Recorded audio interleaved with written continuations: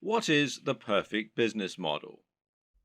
Of course, that will all depend on who you ask and on your personal preferences. But it's definitely very possible to make an exceptionally strong argument for dropshipping. This is a business model that has huge advantages over selling your own products, over becoming an affiliate marketer, and certainly over making money from adverts. It has all the strengths of each and none of the downsides of any of them. This is a business model that allows you to work from home and earn passive income, while at the same time building a big brand for yourself and selling real physical products. So, why isn't everyone getting involved in dropshipping already? Why do so many people still choose to make money as an affiliate marketer instead? Well, the answer is simple. A lot of people still don't know what dropshipping is or how to get involved in it. Of course, this video series is going to change all that and help you to understand what dropshipping is, why it's so beneficial, and how to get started with it. By the end, you'll be running your own dropshipping business, making money by selling products with your branding on and without having to spend any money up front or take any form of financial risk. Didn't I say it was the perfect business model? So, exactly what is dropshipping? Dropshipping is technically a fulfillment model. Fulfillment in a business term, of course, means delivery. So, in this sense, dropshipping is the manner in which orders are delivered to customers. Normally, selling a physical product means that you need to buy numerous items and then sell them at an inflated price. The way you would normally do this is as a reseller. Here, you would buy wholesale items, inventory bought in bulk at a discounted price, and you would then sell it on at an inflated cost and keep the difference, and that's your profit margin. The problem with this model is you need to make a big investment in the stock, and then you have to deliver the products to your customers. This means you're taking a financial risk by ordering the stock in advance, and if you make zero sales, you can lose a lot of cash. You have to pay for the shipping and also handle all of the administrative tasks. You'll need to constantly take stock of your inventory and you'll need to refund customers for deliveries that don't arrive. In short, it's a lot to take on for an individual hoping to run a business from home in their spare time. Dropshipping changes all this because now the wholesaler is handling delivery and they don't require you to order in bulk. So simple. You list the items for sale in your online store just like you normally would, and then when a customer orders them, you pass that sale on directly to the wholesaler. They then send out the product on your behalf and make sure it reaches the buyer, and you get the money. This might sound very similar to affiliate marketing, but there are a few key differences. For starters, the amount of money you earn will tend to be higher than affiliate marketing. When you operate as a reseller, the usual pricing method is something called keystone pricing. Keystone pricing essentially means that the amount you're selling the product for is twice the amount you pay the manufacturers. This is one of the most common conventions for this type of business, and to all intents and purposes, dropshipping businesses are resellers. The other big benefit of dropshipping over affiliate marketing is that you don't have to mention the existence of the dropshipping business at all. In other words, the customer never knows that it's not you who's selling the product.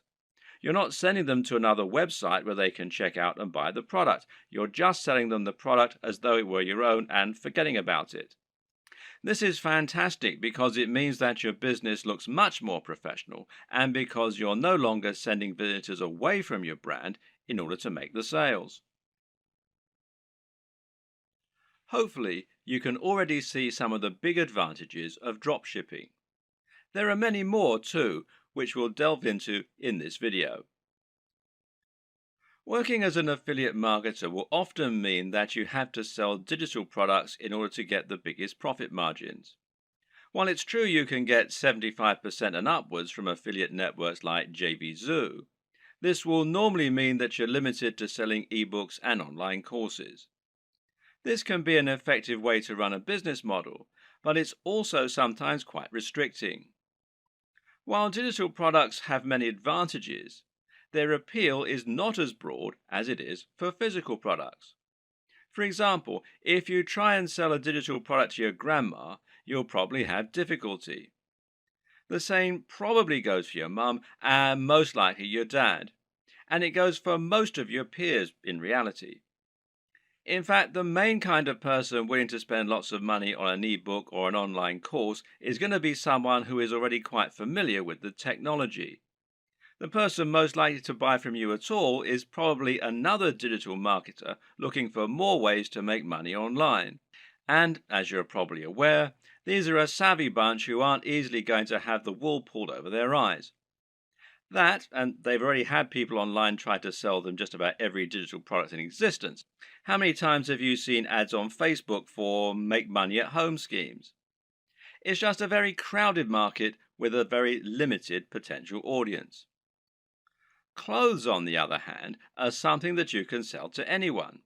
And then there's all the rest, stuff like technology, toys, or fitness supplements. Suddenly, you can sell things that average people really need, and that makes a massive difference. Another benefit of selling physical products is the huge amount of flexibility it gives you. We've already seen that you'll have a lot more flexibility in terms of the types of things you can sell, but of course, this will also extend to drastically increase your flexibility in terms of the way you sell. For starters, you suddenly have pretty much limitless niches that you can choose from, in other words, industries. And then there are the many different ways of selling those areas. Because right now, if you're the internet marketing type, then you're probably imagining the ways that you can sell products from your website or your mailing list. You're probably thinking about content marketing, establishing your authority in your subject area, etc., etc., etc. But that's not the only way that you can make money from a dropshipping business. Did you know, for example, that many of the products being sold on eBay are actually being dropshipped? This means you can save yourself the trouble of building an audience and creating a website. Just find the product that you like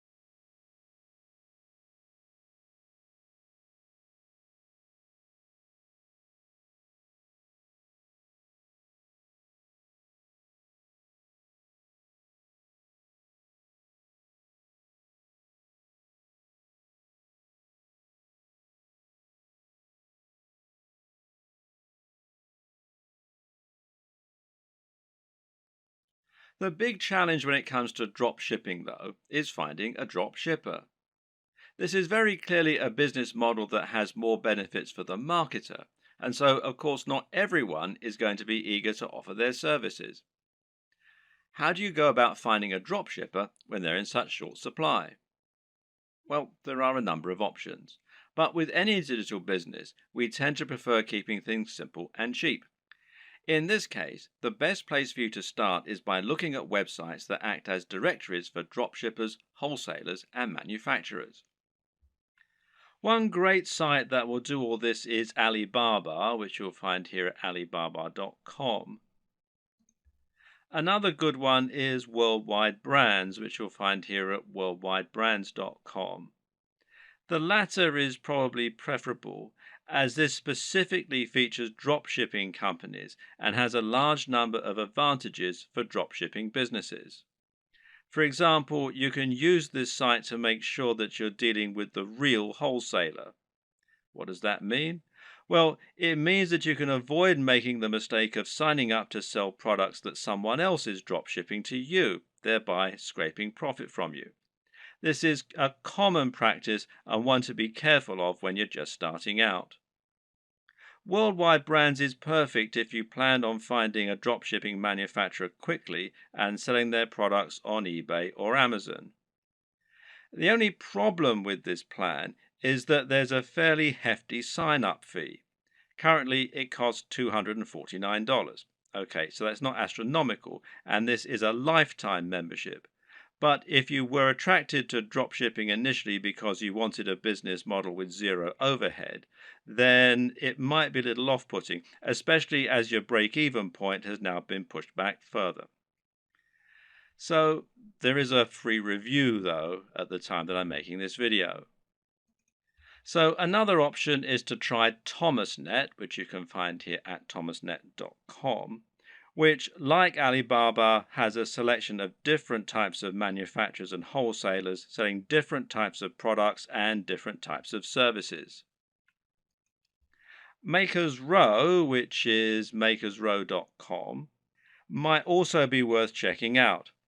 Some other paid options include SaleWho and Doba, and a great free choice is Wholesale Central.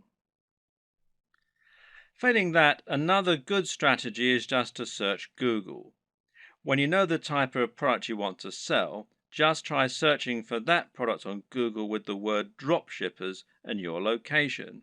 So if you're hoping to dropship clothing in the UK, then you can just search for clothing dropshippers UK, and you can see it brings up a whole load of different ones here.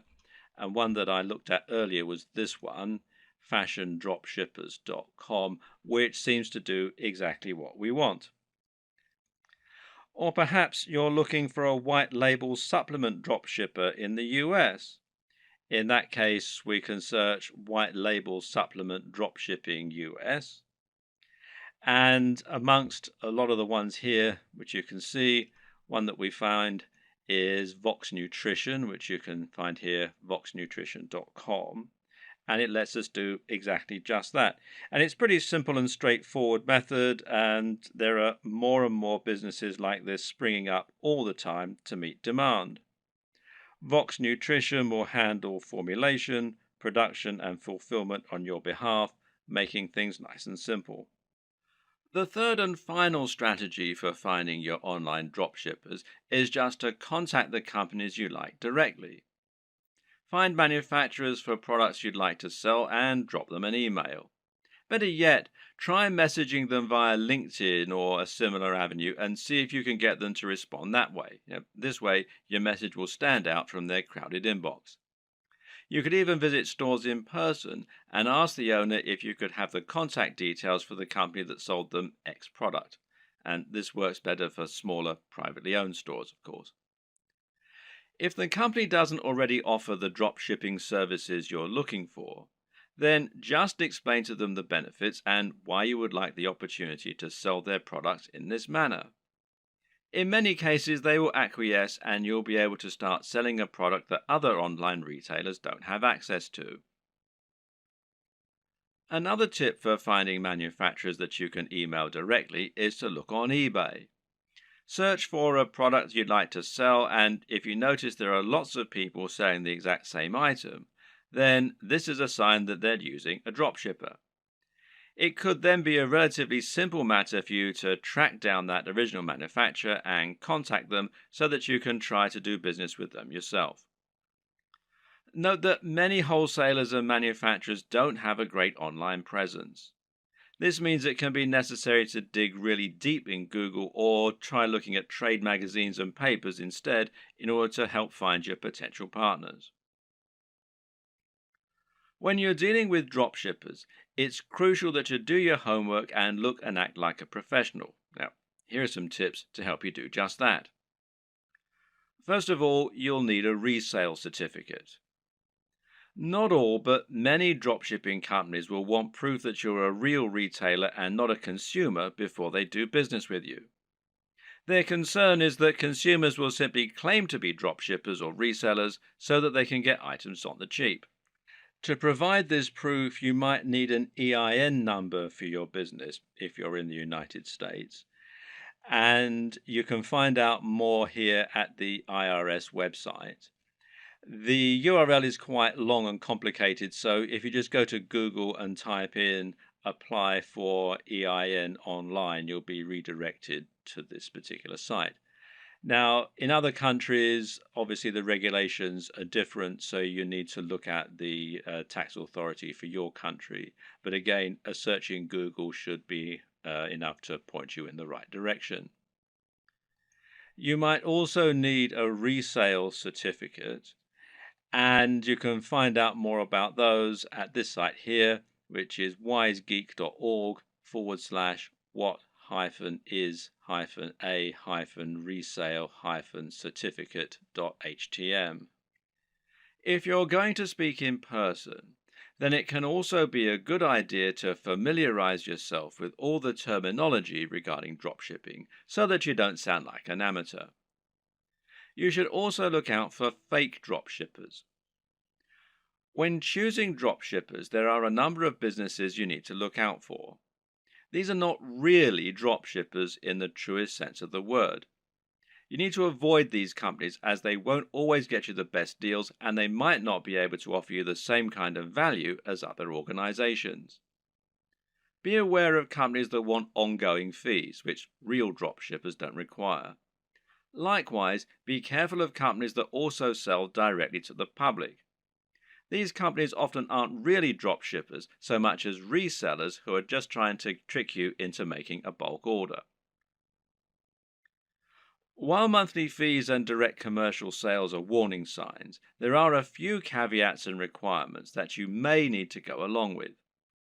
We've already seen that many dropshipping companies will require you to provide a resale certificate, and likewise, you might find that you need to apply for an account before you can begin using their services. And this will normally involve filling out a form and explaining the nature of your business, and so on. Now, some companies also require you to place a minimum order for your first sale. This is another strategy they can use to drive away consumers, as well as merchants who are just window shopping and may not use their products in future. So, for example, you might have a minimum first order of $500, which is a little bit contrary to the entire concept of dropshipping, as you'll now have a bunch of inventory sitting around and the potential risk of losing that upfront investment. So, what can you do? Well, the best advice is to ask if you can use this initial expense as credit. Pay the first $500 and then use that amount in order to offset future sales until they've paid the full amount off. Drop them an email or speak in person to discuss this option. A lot of people just starting out are going to be very eager to find a partner to work with and will feel privileged when they get a positive response to their inquiry. It's an exciting feeling and certainly a compliment being given the go-ahead to sell on behalf of a manufacturer. But at the same time, you also need to be a bit discriminating in your choice. Don't go for the first company that's willing to work with you. Make sure they're actually up to scratch. One thing to be careful of is quality control, and in this regard, you often get what you pay for. Be sure to ask the company what quality control measures they have in place in order to prevent problems like defective products and faults. Likewise, speak with them regarding their delivery times and packaging. Remember that it's your reputation that's going to be riding on the quality of their products and service, so you need to ensure that you're happy with it. Another tip in this regard is to always ask for a sample of the product. If you have demonstrated their ability to sell and they truly are a big business, they should see it as a very small investment to provide a sample of what they're selling. And if they won't, then order a product yourself as a customer. You really don't want to put your name to anything that you haven't personally checked out first. Now you have the basic idea of how dropshipping works and how you need to get started, you can begin to think about how you're going to build your own business. This all begins with choosing your product and choosing your industry or niche. The product, of course, is going to be the item that you intend to sell, and this is going to be dictated by the industry or niche that you choose to enter. An industry or niche is the subject matter that you intend to write on and the industry that you want to operate your business in. This is important. The choice is going to impact on everything from the price of your products to the type of person you'll be selling to the type of businesses you'll be working with. The reason we call it a niche, or niche as some people pronounce it, when talking about an online business, is that a niche is a particular category. This is not only your subject matter, but also the type of person who is going to be reading your content. It's very important that you choose this correctly because the niche will affect the size of your potential audience. When you choose a subject matter, you want it to be one with niche appeal.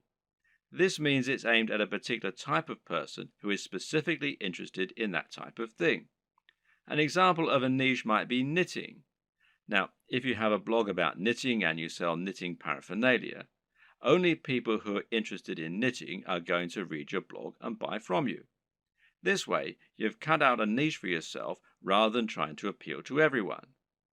That in turn means that you have drastically reduced the amount of competition you're facing. Now you don't need to compete with the biggest companies on the net, and you'll find that paying for things like AdWords advertising is considerably more affordable than it would be for a more general topic. Likewise, getting to the top of Google for relevant keywords like buy knitting gear online is going to be far easier than trying to get a general e-commerce keyword like shop online. The latter will put you up against mega companies like Amazon and pretty much every other online business on the net. But the problem with choosing a niche topic is that sometimes it can be too narrow, to the point where no one is interested in buying from you. If your niche is puppies with 3 legs, then you're going to have a very small number of amputee puppy owners who can buy from you. You'll find it relatively easy to dominate the search engines and to be the #1 supplier of products in that area. However, once you've sold to all 200 readers, well, you've pretty much reached the limit of what you can sell. On the other hand, a niche like fitness may be considered too broad. Buy fitness clothes online is a hugely popular search term that companies like Sports Direct, Sweaty Betty, and Mountain Warehouse dominate. Even ranking for search terms like how to build muscle is going to be very difficult. The perfect niche or industry is one with a broad appeal, but which still gives you a unique twist. This way, you'll be able to appeal to a lot of people, but you'll also be able to avoid directly competing with the biggest competitors. This will also give you a better route to market, which is a term that describes any direct access you might have to your target audience. An example of a route to market would be a forum dedicated to the subject matter you're writing about, or an industry magazine. With all this in mind, how do you find the perfect niche for you? Well, there are a few things to consider. Now, a lot of people watching this are going to already have a blog or a website. In that case, The best niche is obviously going to be the one that you're already in. All you need to do is simply pick a product that your current readership will enjoy. You should already have their trust, so all that's left to do is to offer them products and explain how and why they can benefit from them. Then there's an area you're already interested in. This will often align with the last point, but you should always pick a niche that you find personally interesting. This makes a gigantic difference to the quality of the content you put out, to your ability to pick the best products, and more. Remember, as a blog owner, you're going to be required to write thousands of lines of content on this subject in order to demonstrate your expertise and to gain the trust of your voters. If you don't know anything about the niche, this is going to come across in your writing and you're going to find it a very dull job. On the other hand, if you have a legitimate love of the niche you're writing in, you'll find it no chore at all to write all that content, and you'll find it much easier to wow your readers with what you know. What's more, you'll have a better idea of how to pick a truly great product that will stand out and attract your audience. You'll have your finger on the pulse. There are also niches where you have an upper hand. Again, this relates directly to the previous two examples in many cases. Suffice to say that most of us will have contacts and advantages in some niches that give us an edge. Perhaps, for example, you happen to know the owner of a very big fitness website or of a very big fitness magazine. Knowing this person will thereby make it much easier for you to get a cheaper advert or maybe even an article inside the magazine. Now you can reach out to that audience directly and hopefully sell more product. Have a long think about your list of contacts and friends, and then consider finding a product that will let you make the most of those advantages. If you look at affiliate marketing, digital products, and internet marketing as a whole, you'll notice that certain niches stand out as being far the most popular, and those are fitness, making money, and dating. Now, why are these the most popular niches? On the one hand, it's because they have the broadest appeal. But the biggest reason is that they offer the best value proposition. A value proposition is basically the way in which your business is able to offer value. This is the way that your products can change people's lives. What is the end result of owning your product?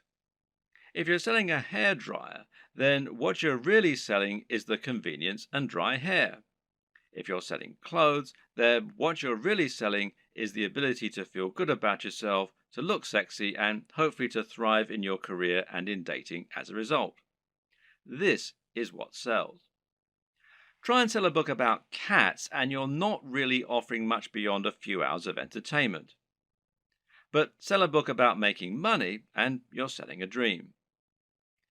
By choosing a product that can really change people's lives, you're providing much more value, even if the manufacturing costs stay the same. Now, this lets you charge more and make more money as a result, and it basically comes down to the niche. In order to tick all these boxes, one strategy you can use is to target a sub-niche, a niche within a niche. An example of this is targeting a specific type of person within the fitness niche. How about fitness for the over 50s or dieting for the diabetic? You could even do strength training for martial artists. In this latter example, you've actually combined two separate niches in order to offer something truly unique and interesting. Now you have your niche. The next thing to do is to pick an actual product. From there, you can find the manufacturer to help you provide it. The important thing here is there should always be a clear synergy between your branding, your ethos, and your product. That is to say, you should have a real affinity with the product and be selling it as an extension of your mission statement. What you must not do is simply find the first product you can sell within your niche and then go out and try to sell it. An example might be to create a fitness website, build an audience, and then sell a really basic protein shake that is already well known. Can this work? Well, sure it can, but Why would people bother to buy from you when there are countless other sites where they can find the exact same thing, or when they can buy it down their local high street? Likewise, if you're selling a product that is obviously not your own and is so generic, it can actually hurt your trustworthiness.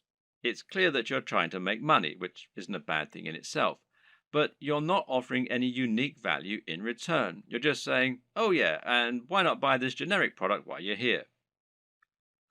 On the other hand, if you can find a product that is somewhat new, somewhat different, and that mirrors your personal approach to fitness, to business, or whatever your niche is, then you can sell something that you really believe in and can get excited about. And this is something that will come across and make itself apparent for your visitors too. This is one reason why it can be so great to have a hand in helping design the product, as with a supplement, for example, where you get to choose the ingredients. Similarly, you can make money from selling a product that is a little lesser known and that you find particularly interesting and exciting. The best brands will be the ones that can grow with you. Find a company that's doing something new and exciting and express that you'd like to work with them. From there, you can then focus on growing and building your business. And this will help you to form a real relationship that's mutually beneficial and that your customers can appreciate too. Of course, there are many smaller considerations to keep in mind when selling your products. Should you sell a consumable or should you sell something that will last a long time? Should you sell a product that's very expensive or one that's very affordable? In the video on e-commerce and pricing, we'll discuss this in more detail, but suffice to say that it can make a lot of sense to sell multiple products in future, as that way you'll be able to benefit from multiple different types of business model and you'll be able to draw in a wider range of buyers.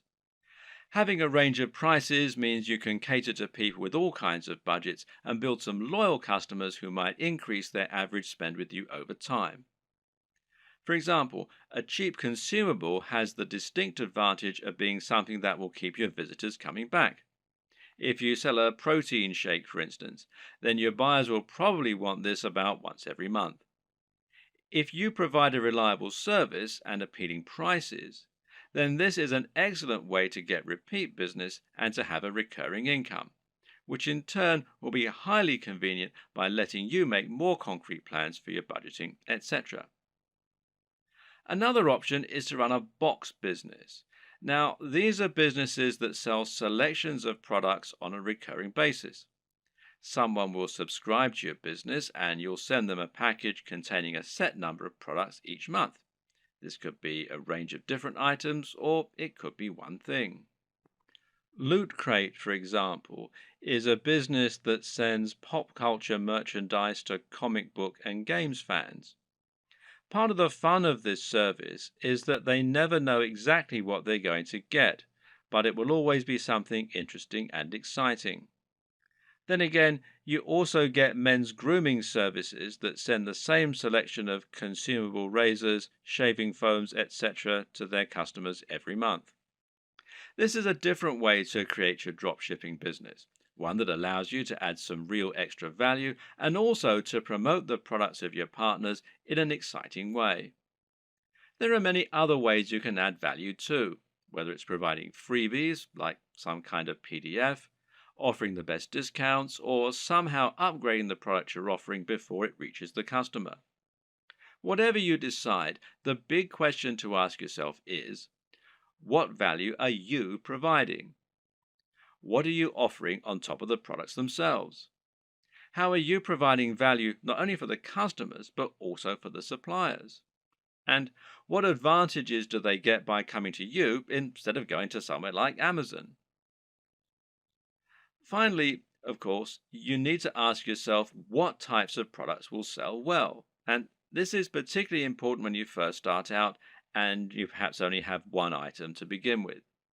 If you're going to begin your store with just one item, then it's highly important that this one item be something that will sell well and get your business off to the best start. And the best way to do this is to pick something that has a very clear function and which is easy to explain. Solve the problem that your visitors have. What do people in this niche need? And How can you solve that issue for them? If you can answer this, you should have no problem selling your first item as long as it's well made and as long as you're persuasive enough to make it sound amazing. If you already have a website and an audience, then you can skip this video. Otherwise, it's crucial that you keep watching in order to ensure that your brand is aligned with your business model and the product you're selling. A good place to start is by asking what exactly a brand is. A brand is much more than a logo. Rather, it's an ethos, a mission statement, and an approach to business. The logo simply tells people that the product or service they're receiving adheres to the same standards as whatever else they've used from you in the past. You start your brand by choosing why you do whatever it is you do. Why should people care about your business? How are you different from other companies offering the same thing? How do you want the world to change as a result of your business being a part of it? This is what allows a company like Apple to capture the imaginations of billions of people and to create such loyal customers. Apple isn't just about selling hardware. It's about selling beautiful hardware that feels personal and that is aimed very much at creative, rule-breaking individuals as opposed to big businesses. When the first Apple computers were released, the only real competition was IBM.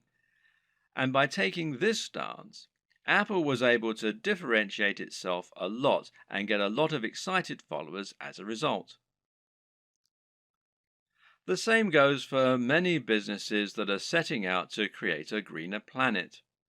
These companies are doing something more than just making money, and their fans love them for it. This is enough to make people choose their products instead of the same products offered by another business. And this ethos means that people know instantly that the service is aimed at people like them. So ask yourself what the driving motivation behind your business is. You're a fitness company. Okay, but what is it that you really believe in? Why is fitness important to you and your customers? Do you think that people are happier when they're well? Do you want to help the average person to have a more fulfilled life thanks to a healthy lifestyle and diet? Or do you love the idea of becoming more powerful? Are you all about building strength and speed and challenging the limits of human potential? These two companies might sell the exact same product, but the way they go about it is completely different. And if you can convey this mission statement, then you'll find the right type of customer will go absolutely nuts for your brand. That's the kind of customer whose vision is aligned with yours. Now, don't try and appeal to everyone, because that will never work. Instead, try to appeal more to the right kind of person. One way to do this is through your logo and your web design. The objective of a great logo is to communicate what your business is all about. You're trying to tell people what you sell and why you sell it as soon as they look at your business. So, say your company was all about health and natural products. Then you might make a logo that had a tree on it or a heart, and it would probably be green in color and have an uplifting, healthy sounding name.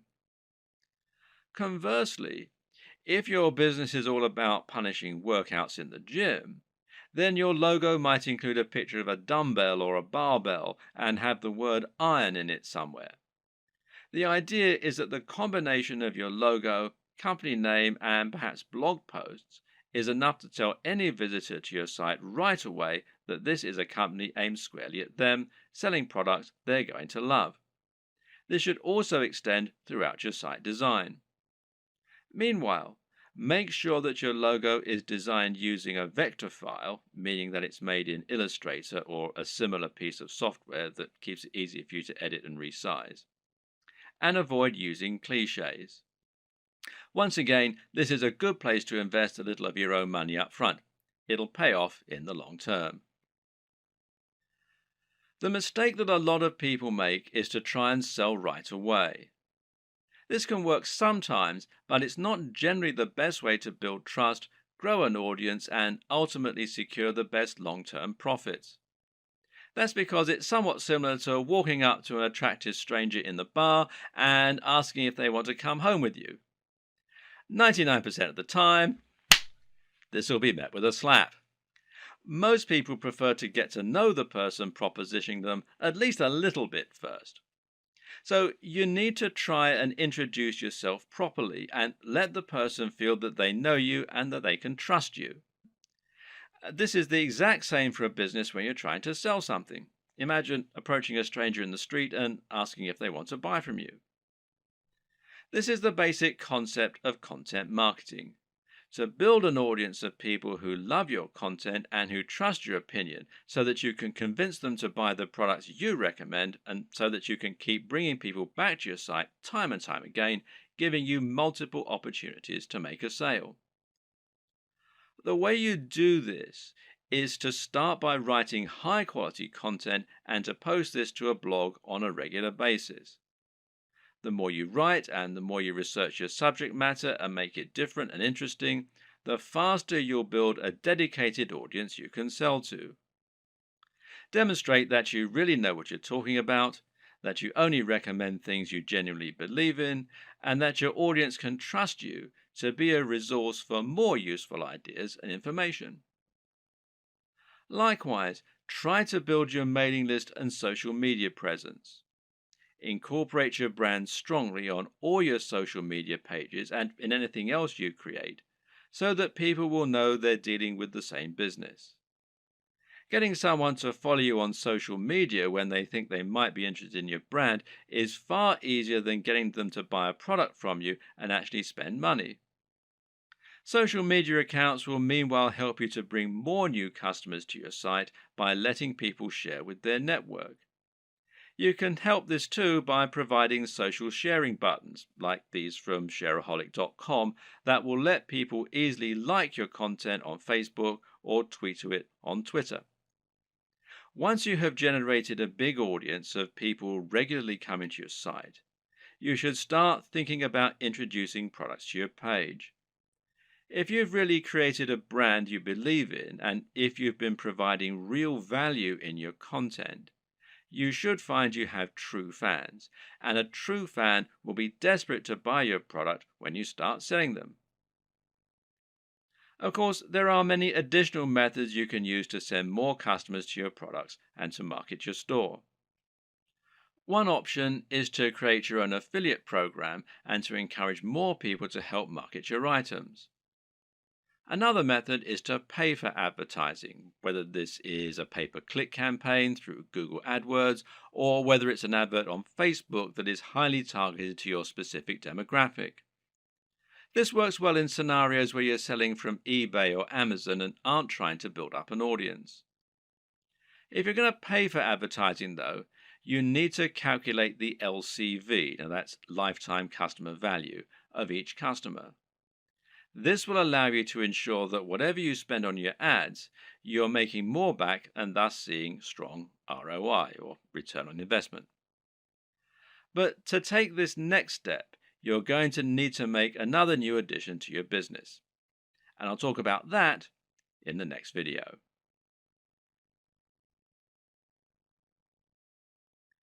Once you've chosen your products and niche and built an audience, the next step is to create your own e-commerce store. This is an online storefront where you can show your different items and encourage sales. Being successful here is not just a matter of choosing the right design to begin with, but also thinking about how you're going to arrange and price your items to help them move.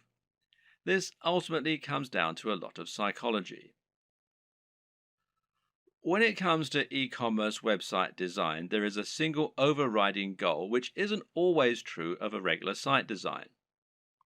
Of course, that objective is always to try and increase sales and increase profits, and this is probably actually more important.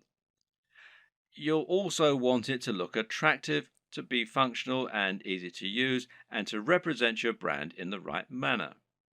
But this is really just in service of creating a web design that helps you to make more sales. This means every single element in your site design should be encouraging more sales and pointing users in that direction.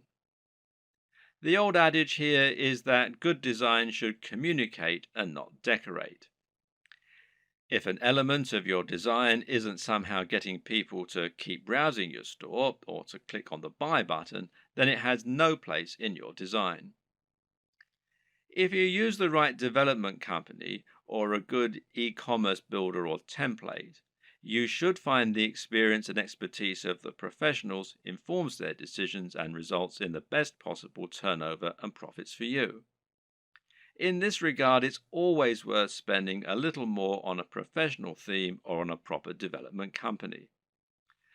Unless you're a professional designer yourself, you won't be able to compete with an entire organization made up of experts who have the very best tools and the most experience. And any lack of professionalism in your site design is going to reduce the trust in your brand and make visitors less likely to buy. An e-commerce store, more than any other design, needs to look professional and have a sense of polish and sheen. The easiest way for most digital marketers to create their own e-commerce store will usually be to use a WordPress theme like WooCommerce. Now, WooCommerce is a theme and plugin combination that will transform an entire WordPress site into an online store. And this makes managing your store just as easy as managing any WordPress website. You can still get a professional design for your site, meanwhile, by hiring a professional designer to create your theme for you, or by buying one that you really like the looks of and you think will fit your brand. Now, you can download the free version of WooCommerce, the WooCommerce plugin, that is, from within the WordPress dashboard, or you can buy the paid for version and you can buy the themes from woocommerce.com. There are other options too. For example, Shopify gives you a hosted e-commerce platform. And this means that the site will be located off your server, just like a profile on Facebook, for example. You then send your customers to that page where they can shop through your multiple products. And this can help make things a little easier and simpler to run. But it does ultimately mean that you lose a little of the freedom and flexibility that comes, with terms of your website design and how it all looks and how it all works, etc. And there are local versions, the Shopify.com if you're in the US, shopify.co.uk if you're in the UK, and there are some other local versions as well. Now, do bear in mind that this is a paid for service, but there is a 14-day free trial at the time that I'm making this video. Either way, through choosing a well-known platform such as one of these, or Magento, which is magento.com, or BigCommerce, which is bigcommerce.com, will mean that you can find a large amount of support, free themes, plugins, and more that will help you sell. And some of these features can be incredibly useful, such as the ability to add widgets right there on your blog that promote your top items, for example. So don't steer away from the big players. Using these methods will help you to generate more sales by having a professional looking and performing website. Nevertheless, it's still always useful to understand the theory and principles behind it so that you can continue to implement best practices yourself, especially when it comes to aspects that fall outside the realm of design, such as price. Now, here's how the right combination of pricing, positioning, and design can help to make your items sell more effectively. And the first is contrast. Now, contrast can of course be aesthetic, and making choices such as using red buy buttons against a white background is a great way to make a particular element stand out and get more clicks. And this also comes down to color psychology, but we won't go into this right now. The other type of contrast refers to the way that you position items next to one another, with the objective being to place expensive items next to cheap ones. Why? Because this makes the cheap items appear even more affordable and the expensive items appear to be even more premium. Now, let's say you have a $10 tie next to a $50 tie. Someone who wants the very best tie might be all the more impressed by your premium offer, knowing that it's 5 times more expensive than the cheapest product.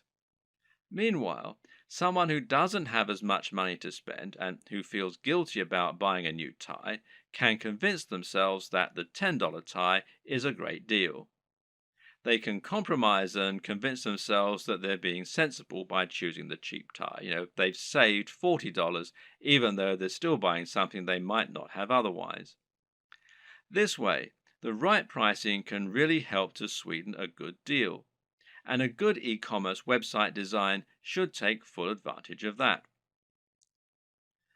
Earlier on in this series, we described why it was so important to have multiple ranges of prices in order to attract a range of different types of buyers. When we looked at contrast, meanwhile, we saw that varying prices could be used to make items look like an even better bargain or like they're of an even higher quality. But another very important reason to have cheaper items as well as more expensive ones is that it can be a great way to build trust. If someone has never bought from you before, they might feel concerned that the products won't arrive or they won't be as advertised. Even if they read your content and like it, they've no guarantee that what you're selling is going to be high quality or that the site will be secure from data leaks. Thus, they aren't going to want to spend $1,000 the first time they ever do business with you. But if you have an item that costs $5 and it's a product people will know, then someone might make that purchase because it's a small risk to take. Now you can demonstrate the quality of your service and save their details, making it much easier to sell bigger items in future. Another tip is to think about your top sellers and your smallest sellers and use this to inform the design of your store. Now, this is something that physical stores do a lot. They'll place their biggest drawers right at the back of the store. This way, people will come in to buy the thing they want, but to get there, they'll have to pass through all of the smaller items that you're also selling along the way, and hopefully they might buy something. Meanwhile, if you have items that aren't selling at all, then you can find inventive ways to make the most of it. Packing it in as a free incentive, for example, or selling it at a very discounted rate, is a way to bring more people to your online store. This is less important for a dropshipping business model, of course, though, as there's no downside to being left with excess stock. What's important to consider when looking at an e-commerce website design is that in order to make a sale, you'll have to overcome certain psychological barriers. This is actually often the most important step in making a sale. These psychological barriers include such things as customers not wanting to spend any money and not being bothered to go through the process of checking out. Good e-commerce website development should take this into account first and foremost by making it as easy as possible for your customers to make purchases. This is why Amazon's buy with one click feature is so instrumental to their success. At the same time, webmasters need to make the most of customers who have already overcome some of these barriers. So, when a customer commits to buy any item on your site, they will instantly become much more susceptible to increasing their order. Why? Because they've already decided to make a purchase. This is why physical retailers use POS, this is point of sale displays, that sell extra items while customers are in the queue. It's so easy for them to add extra things to their basket that it would be foolish to miss this opportunity. E-commerce sites can do the exact same thing by making it easy to add extra purchases at the checkout. Similarly is upselling, where you give your buyers the opportunity to upgrade their order once they're already buying. Once they've committed to buy, tell them how for just $10 more they could have the very best service or product instead of the cheaper but ultimately inferior option they're currently buying. It's the smart decision after all. Sometimes a buyer will want some of your items but not all of them. Other times, they'll want to combine multiple items but won't want to pay extra for shipping or to pay full price when they're essentially buying in bulk.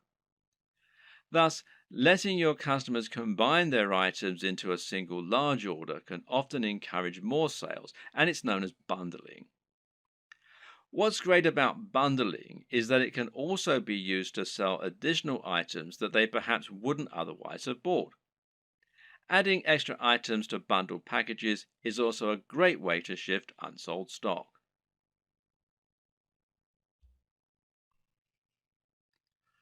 One aspect that can help you to boost your sales is so big and important that it needs its entire own video, and that's your persuasive writing.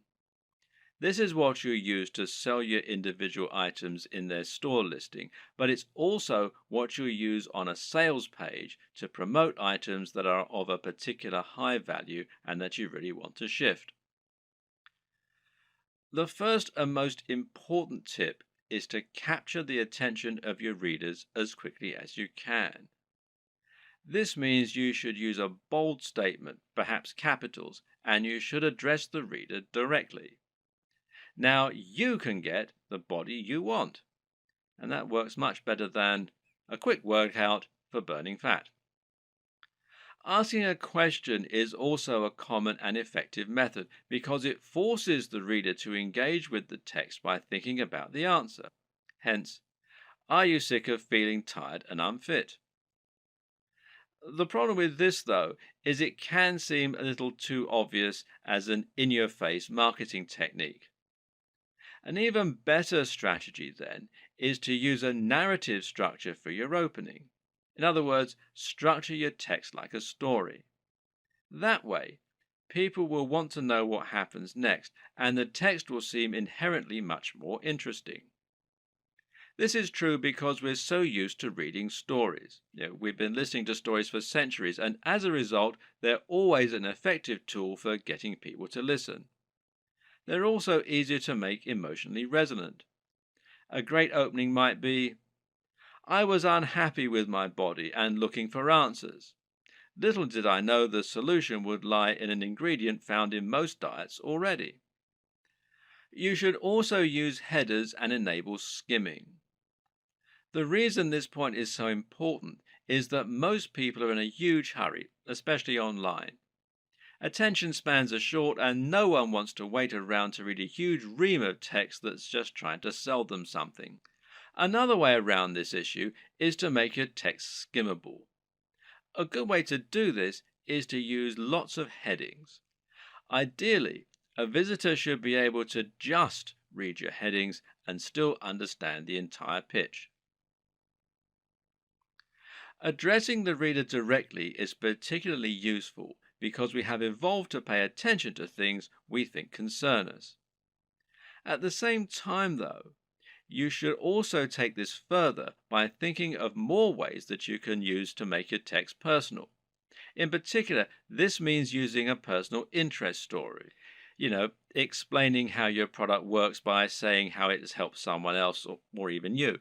And this works much better because it means the reader will be able to imagine how it's going to affect their life, and because they'll be more likely to connect with what you're offering on an emotional level. Earlier in this series, we discussed the importance of value proposition. This is something you should always keep in mind when selling. How do you make the product applicable to the reader? How do you give it emotional weight?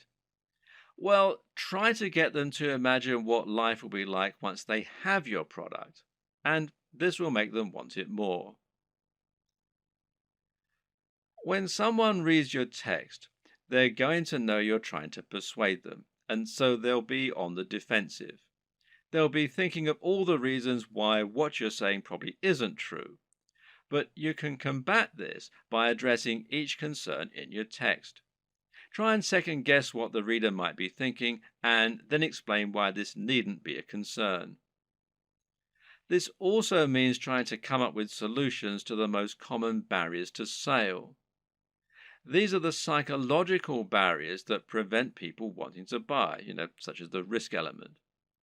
We've already seen one way you can get around that by selling products from a trustworthy site and selling cheaper items first. Another tip is to make sure you have a full money back guarantee. This is something people won't often use, but knowing it's there will help you to make many more sales. You can also try to combat buyer's remorse, which means taking away the feeling of guilt people get by spending money. Using the contrast technique is one way to account for this. Another is to describe your product as an investment.